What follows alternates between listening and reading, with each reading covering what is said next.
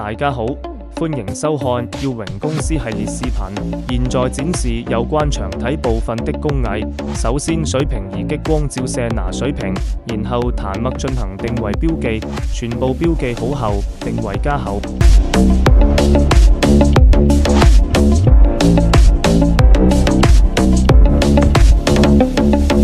變出來需要的牆體水平垂直尺寸。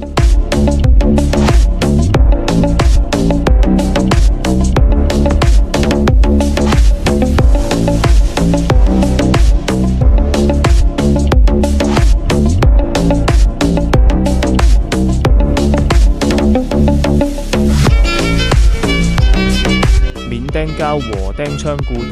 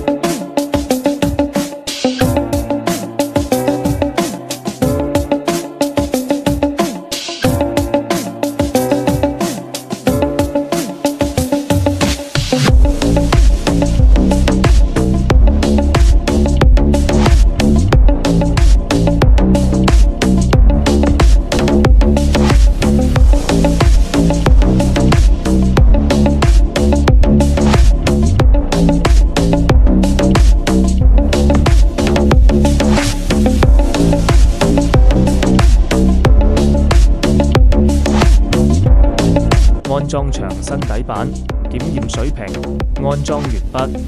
這個就是牆體找平，方便後續安裝牆板、牆紙、石材等上牆。歡迎大家收看。